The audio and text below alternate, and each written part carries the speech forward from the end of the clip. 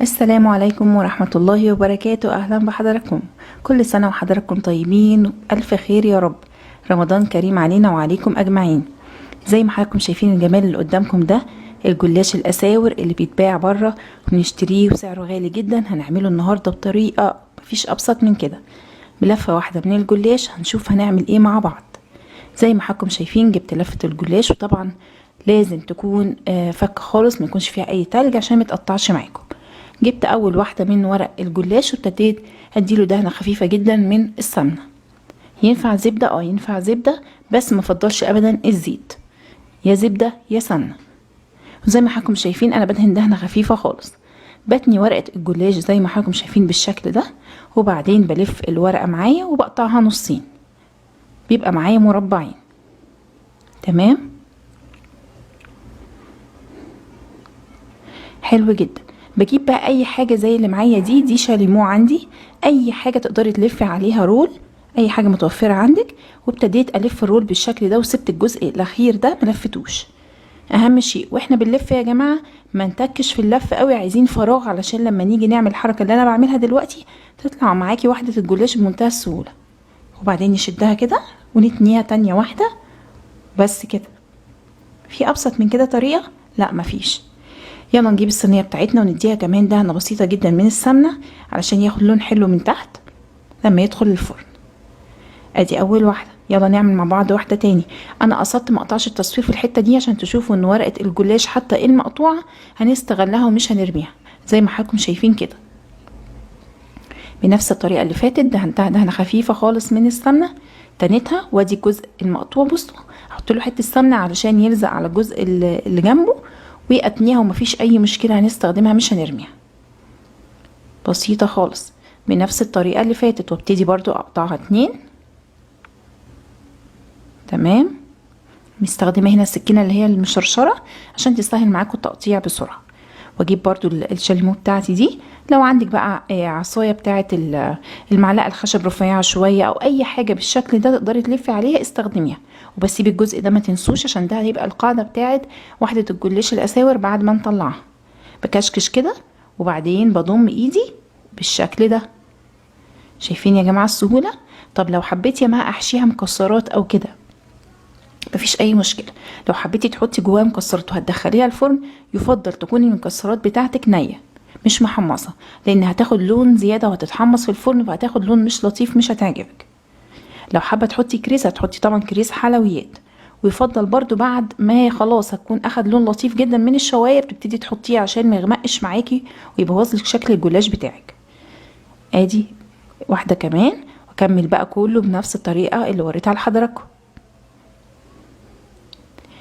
ورقه كمان. انا حبيت اعيد في المرحله دي كذا مره علشان اللي ما شافش او ما خدش باله من التكات الصغيره قوي اللي تطلع معاكي واحده الجلاش مظبوطه 100% ياخد باله في المره اللي بعدها. بنفس الطريقه. ولو تلاحظوا يا جماعه وانا بدهن السمنه ما بحطش كميه وما بدهنش كل المكان، يا دوب بمشي الفرشه بس على ورقه الجلاش. في ناس بتحب بعد ما عملت انا دهنتها من جوه تنتها كده بيحبوا يدهنوا دهنه كمان قبل ما يعملوها رول. انا مش بحب، بحس ان هو كده تقيل، كده كفايه قوي. بكشكش بنفس الطريقه بالايد اليمين وبالايد الشمال وبضغط لجوه. تمام، شايفين القاعده اللي في النص دي هتفضل زي ما هي لما بتدخل وبتخرج من الفرن. لو حطيته جواها اي مكسرات حطيته اي حشوه ما بتقعش خالص. ادي كل وحدات الجلاش طلعت بالشكل اللطيف قوي ده. حلو جدا. نعمل ايه دلوقتي؟ نجيب نفس السمنه اللي كنا شغالين بيها والفرشه بتاعتنا ونديله كمان دهنه لطيفه جدا من السمنه من فوق.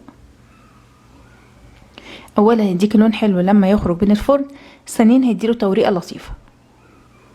دهنه بسيطه خالص خالص. وزي ما اتفقنا ينفع زبده برضو تدوي بيها على النار، يا دوب بتبقى مش سخنه، يا دوب تبقى بدرجه حراره المطبخ وتشتغلي بيها بس بلاش زيت يا جماعه. تمام، الموضوع ما اخدش معايا ما كملش 10 دقايق وكنت مخلصه صينيه الجلاش. طريقه سهله وبسيطه جدا، يا ريت تجربوها. هدخله بقى على فرن مسخناه من القبل على درجه حراره 180 ياخد لون من تحت، اطفي اشغل الشوايه ياخد لون من فوق، يطلع لي بالشكل اللطيف اللي قدام حضراتكم ده. السيرب بتاعي تقيل بارد، عملته معاكم كتير قبل كده ومرضتش اعيده تاني. اللي هو مقاديره ايه؟ مع كوبايتين من السكر، كوبايه من الميه، عصره نص ليمونه عند الغليان، نطفي نحط باكت صغير من الفانيليا، نسيبه 12 دقيقة يا جماعة على نار متوسطة. السيرب تقيل بارد، الشربات الجلاش اسفة بتاعي سخن، يعني الجلاش يطلع سخن من الفرن والسيرب يكون عندك على رخامة المطبخ جاهز تقيل وبارد. اسقي بقى الجلاش بالشكل ده وما نكترش زي ما حضراتكم شايفين. بصوا بسقي ببساطة جدا، ما بغرقوش خالص بالشربات. وده فستق كداب، طبعا وريته لكم قبل كده في فيديوهات فاتت، كنت حاطاه في التلاجة وبطلعه وقت ما انا بحب. هزين بيه كده. اتفقنا طبعا نقدر نحط مكسرات لو متوفر، تقدري تحطي كريز حلويات، ما تحطيش حاجة خالص، عايزة تحطي كريمة براحتك، الحشوة دي ترجعلك جدا. شايفين الشكل اختلف خالص بعد شوية الفستق الكداب دول لما حطيناهم. تمام كده، سبته بقى يبرد ويهدى شوية علشان اوري حضراتكم الجمال. مقرمش جدا من بره، طري من جوه ومورق، طعمه حلو جدا جدا جدا. جربوه يا جماعه بالطريقه دي، بلاش الطريقه التقليديه للجلاش، تعالوا نغير كده ونجدد. شكله حلو قوي لو قدمتيه في عزومه او لضيوفك او حتى للولاد الصغيرين هيحبوه جدا. يلا بينا مع بعض نقدمه.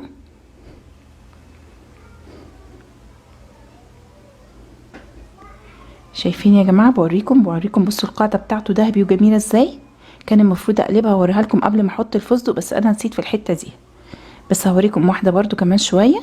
الكاميرا ظالمه لونه، ولونه ذهبي وحلو قوي، طعمه حقيقي كان في منتهى الجمال، عجب كل اللي في البيت.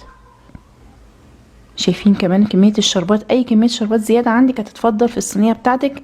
الجلاش من الحاجات اللي ما بتشربش شربات كتير، وما بيحبش اصلا كمان الشربات الكتير. خفيفي في الشربات وانتي بتحطي علشان ما يجزعش للي بياكل. هنحط بقى الاتنين كده اللي معانا دول. عايزه اوريكم من تحت، قلبتها بقى اهي، بصوا واخده لون حلو قوي، بتلمع كده ومتشربه الشربات بتاعها، طعم مقرمش وغني وتحفه بجد. لازم تجربوا الوصفه دي. لو وصفتي عجبتكم يلا على طول لايك وشير وسبسكرايب للقناه. كنت معاكم مها جوهر، شكرا ليكم والسلام عليكم.